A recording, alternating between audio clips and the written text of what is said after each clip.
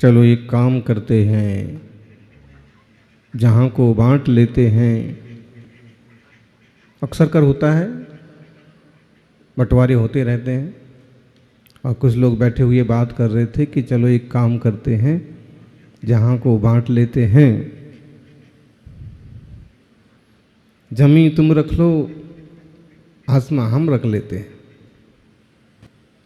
नदी तुम रख लो, किनारे हम रख लेते हैं।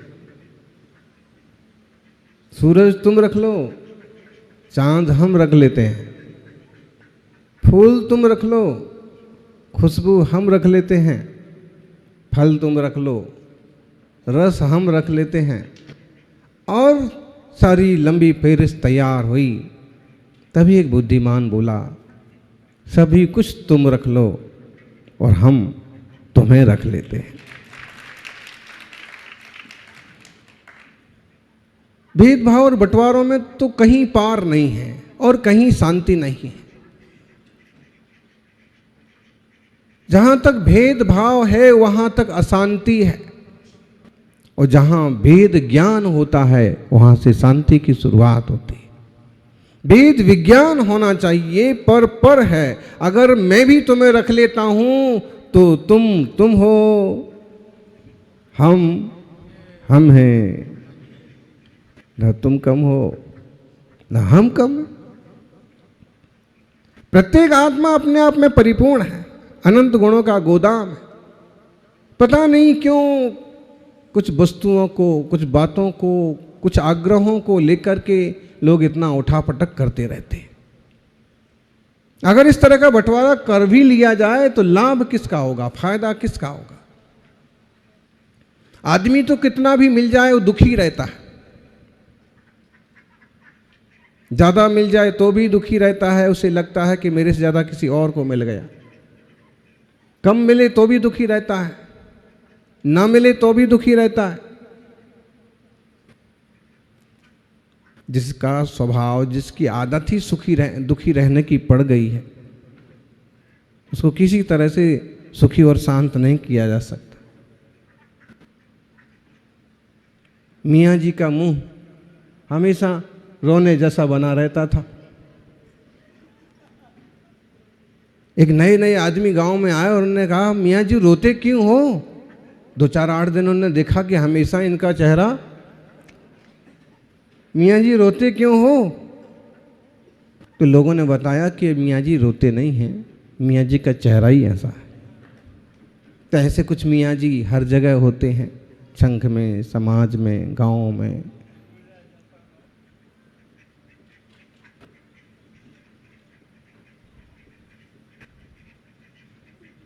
ऐसे मियाँ जी को कैसे भी आप संतुष्ट नहीं कर सकते। ऐसे पंडित जी को आप कैसे भी संतुष्ट नहीं कर सकते। ऐसे रिश्तेदार को आप कैसे भी संतुष्ट नहीं कर सकते। और जो संतुष्ट है, शांत है, उसे आप अशांत नहीं कर सकते।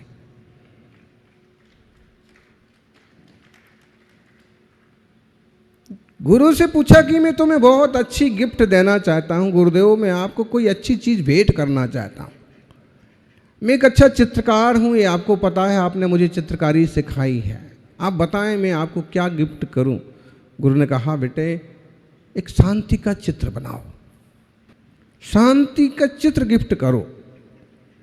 और जब वह शांति की खोज में निकला, शांति के चित्र की खोज में निकला, सोचा कि राजा सबसे समृद्ध है, सबसे ज़्यादा शांत और आनंदित होगा। लेकिन देखा, राजा से ही पूछ लें कि सबसे ज़्यादा सुंदर क्या है, सबसे ज़्यादा महत्वपूर्ण क्या है? राजा ने कहा, शक्ति सबसे ज़्यादा महत्वपूर्ण है, बल। यदि आपके पास शक्ति है, आपके पास बल है, तो दूसरे राजा आपको प्रणाम करेंगे। अगर आप निःशक्त हैं तो कोई आपकी वैल्यू नहीं करेगा।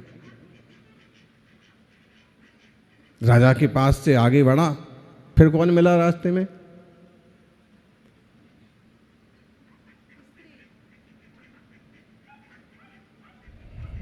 गायिका मिली। उसने गायिका को पूछा, दुनिया में सबसे बढ़िया चीज क्या है? गायिका ने कहा, दुनिया में सबसे बढ़िया चीज संगीत है, स्वर है। अगर आपके पास स्वर है, संगीत है, तो आपकी वैल्यू है। और नहीं है तो पीछे की लाइन में बैठो, कोई वैल्यू नहीं। उसने कहा कि बात ठीक है, लेकिन क्या बोलने से अकेले संगीत पैदा होता है?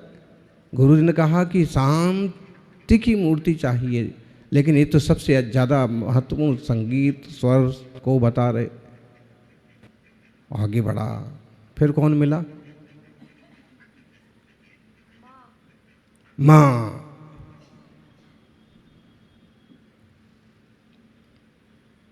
माँ की गोद में बच्चा।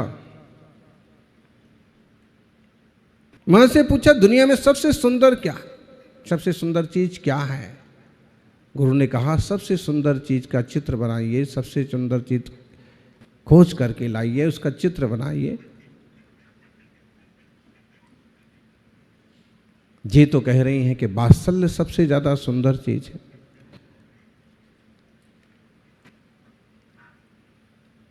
जरूरी है, बिना वात्सल्य के संतान का भी विकास नहीं हो पाता, बिना वात्सल्य के शिष्य का भी विकास नहीं होता है, और बिना वात्सल्य के समाज का भी, संघ का भी विकास नहीं होता है। लेकिन गुरु और माँ का वात्सल्य ऐसा होता है, गुरु से कुम्हार से कुंभ है, घड़ काटे खोट, अंतर हाथ सहार दे, बाहर मारे चोट। जब कुम्हार घड़ा बनाता है, अभी इन दिनों घड़े बन रहे, छोटे छोटे करोई बन रहे होंगे, भीतर से तो हाथ लगा के संभालता है, बाहर से चोट भी मारता जाता है, तो उसका विकास होता है, वो बड़ा बनता जाता है। अगर बाहर से चोट मारी जाए तो भी उसका बुरा हाल हो जाएगा, और केवल भीतर से ही संभाला जाए तो भी उसका विकास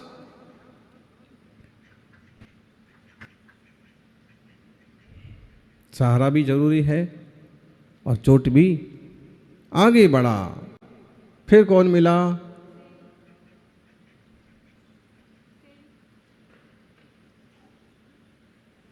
शेर मिला।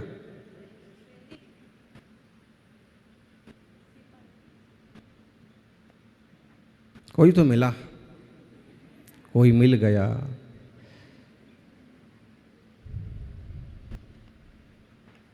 और इसकी अपन जितनी चाहे कल्पना करते जाएं कि फिर उसको एक प्रेमी मिला, फिर उसको एक बहू मिली, फिर उसको अमुक मिला, फिर उसको एक पिता मिले, फिर जो भी मिलते गए सबने अपनी अपनी शक्ति को और सुंदर बताया। लेकिन उसने कहा कि गुरु ने कहा कि सबसे सुंदर चीज़ दुनिया में शांति है, और तुम शांति का चित्र बना करके लाओ। और जब लंबी यात्रा करता करता किशनगढ़ पहुंचा,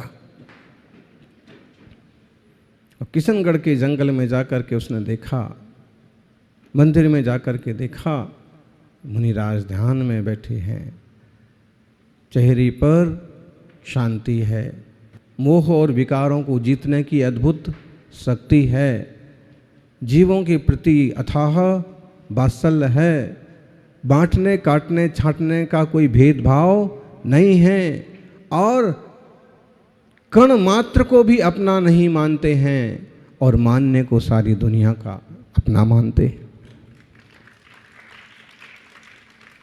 उसे समझ में आया कि बिल्कुल हमारे गुरु को अगर इनका चित्र बना के भेंट किया जाए, और उसने बहुत सुंदर सा चित्र बनाया, वीतरागी निर्ग्रंथ जिनेश्वर का, मुनीश्वर का।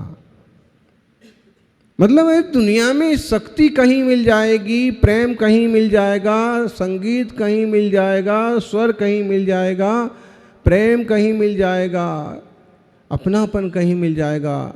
लेकिन अगर एक सर्वोच्च शांति की मूर्ति देखना है तो वीतरागता में ही नजर आती है। और अब शांत होना है तो सब छोड़ करके आत्मनिष्ठ हो जाओ। या तो दुनिया में कोई मेरा नहीं, या फिर वसुधैव कुटुंबकम, जियो और जीने दो। सौभाग्यशाली हो। इतिदम भावेर भिन्नम नवाचा गोचरम पदम स्वतेव तदापनोति यतो न वर्तते पुनः। ये निर्णय करो, पर है, स्वा स्वा है। कितना भी बांट लो, लेकिन बांटा हुआ और आपके हिस्से में आया हुआ भी आपका नहीं है। बंटवारे के समय भले आपको झगड़ा करना पड़ता हो, पाने के लिए भले आपको कोशिश करना पड़ती हो, लेकिन आप उसको सुरक्षित रखने की भी कोशिश करते हैं, लेकिन आप उसको शाश्वत तो नहीं रख सकते, अपने साथ तो नहीं ले जा सकते। एक सेठ जी को बहुत ज़्यादा था कि एक मेरा कितना वैभव है, कितना प्रभाव है, कितनी माइंडसेट है और कितना बड़ा व्यापार है, और अक्सर कर वो मंदिर तक जाना भूल जाते थे। चातुर्मास पूरा होने को आया, लेकिन वो मंदिर तक नहीं पहुंचे। लोग अक्सर चर्चा किया करते कि बड़े आदमी हैं, बहुत बड़ा व्यापार है, समय नहीं मिलता है। और जब एक बार पहुंचे तो मुनि महाराज ने कहा, उन्हें निवेदन किया कि महाराज को आज्ञा दो। महाराज तो बिल्कुल हमारे जैसे फक्कड़, कोई आज्ञा दो का मतलब आप कुछ कहो कि कहीं कुछ दान वान करना हो तो महाराज तो कुछ नहीं बोले। आप आज्ञा दो, आप जो कहोगे सो हो जाएगा।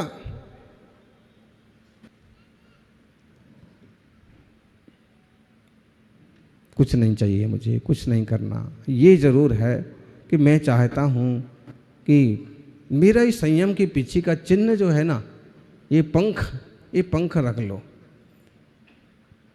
कभी मैं भी स्वर्ग जाऊंगा, कभी तुम भी जाओगे, ये रख लो। जब वहां मिलें तो ये वापस मुझे दे देना।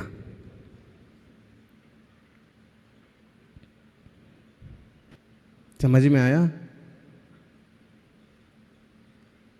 सेठ जी हक्के बक्के रह गए। उन्होंने कहा कैसी बात करते हैं महाराज, आप कहें तो ये 2-4 करोड़ कहीं दान कर दें, स्कूल बनवा दें, लेकिन ये वाली बात कैसे हो सकती है? आप निश्चित जाएंगे, स्वर्ग पक्का है, आप तपस्वी हैं, और हो सकता है कुछ दान पुण्य किया है तो मैं भी चला जाऊंगा, लेकिन ये पंख आपको दे दूं इसकी तो कोई गारंटी नहीं। साधु की चीज मैं रख लूं और वापस ना लौटा पाऊं तो?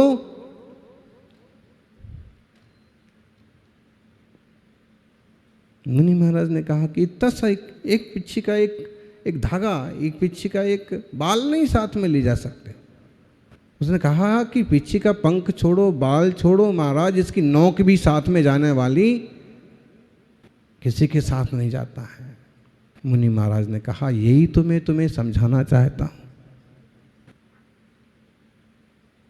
यही समझाना चाहता हूं कि 4 महीने पूरे को होने को आए, लेकिन कितना धर्म ध्यान किया, दान किया है, अच्छी बात है, लेकिन इसके साथ साथ धर्म ध्यान में विशेष रुचि हो, तत्व ज्ञान में रुचि हो, स्वाध्याय सुनने में रुचि हो, व्रतों में रुचि हो, ज्ञानी साथ में कुछ नहीं जाता। ये भाव निरंतर हो कि कुछ भी मेरा नहीं, मैं ज्ञाता दृष्टा। अयत्न साध्यम निर्वाणम चित्तत्वम भूतजम यदि अन्यथा योगतस्तस्मात् ना दुखम योगी नाम क्वचित। ऐसा नहीं है कि भोग विलास में मस्त रहोगे और मोक्ष हो जाएगा, उसके लिए एक विधिवत पुरुषार्थ करना पड़ता है। कुछ लोगों की मान्यता है, एक संप्रदाय है, चारवाक, एक दर्शन है चारवाक मत। वो कहते हैं जिंदगी में आराम से खाओ पियो मस्त रहो, देह खत्म होने पर फिर कौन सा जन्म होना है।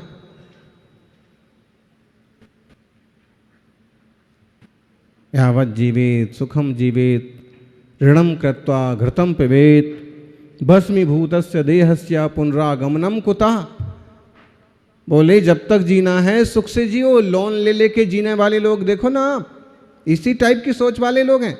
लोन ले लेके जियो और कभी कुर्की करने आ जाएंगे, उठाने आएंगे तो उठा के ले जाएंगे, अपना क्या ले जाएंगे। पिता गांव से शहर पहुंचे बेटे के पास, बेटे का आलीशान बंगला।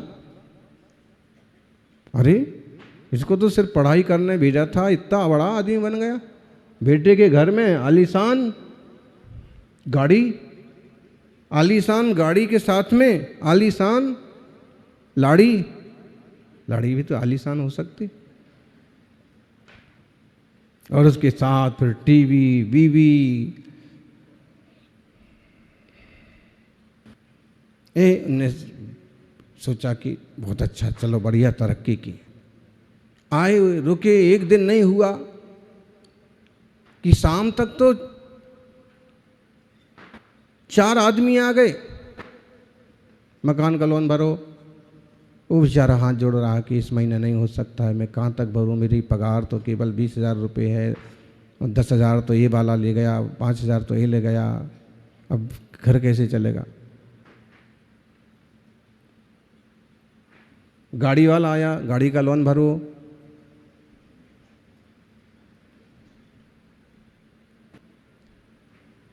बैंक वाले आए, बैंक से जो कर्ज लिया है उसका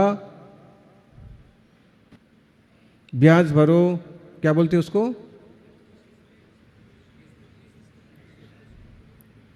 इंग्लिश में बोलो, जो भी है। अब दिन भर पिता ये देखते रहे, आते ही जो उसका वैभव देखा था और जो खुशी हुई थी, शाम होते होते सारी खुशी गायब। उनने अपने जूते पहने, थैला उठाया, बेटे से कहा कि मैं अपने गांव जा रहा हूँ। उन्होंने कहा बाबूजी यहाँ क्या दिक्कत है, यहाँ क्या कमी है। उसने कहा, दादा ने कहा कि बेटा यहाँ दिक्कत नहीं है, कमी नहीं है, लेकिन यहाँ जो कुछ है सब भाड़े का है। वो जो था वो कम से कम एक रहने लायक था, कोई टोकने तो नहीं आता था। ऐसे ही प्रत्येक व्यक्ति को विचार करना चाहिए कि संसार में जो कुछ भी है सब एक तरह से भाड़े का है, पुद्गल का है। मैं चैतन्य तत्व तो इससे भिन्न पृथक हूँ, और मेरा देश तो सिद्धों का देश है। स्वदेश, देश प्रेमियों, स्वदेश प्रेमियों। स्वदेश प्रेम का मतलब अपने देश से प्रेम, और स्वदेश से का मतलब है स्व आत्मा, अपनी अनंत गुणों वाली, असंख्यात प्रदेश वाली चैतन्य आत्मा का भी। बिना तत्व को जाने, बिना आत्म कल्याण के मोक्ष होता नहीं है। पंचभूत बिखर जाने से मोक्ष नहीं होता है। अगर इतना आसानी से मोक्ष होता तो कोई तपस्या क्यों करता। वीर स्वामी ने भी तप किया। अगर हम आज धन्य तेरस कहें तो ये तेरस इसलिए धन्य हो गई क्योंकि आज के दिन वीर भगवान ने योग निरोध प्रारंभ किया था। मोक्ष जाने की यात्रा की शुरुआत की थी वीर कथा, और वीर की कथा प्रत्येक जीव की अपनी अपनी व्यथा है।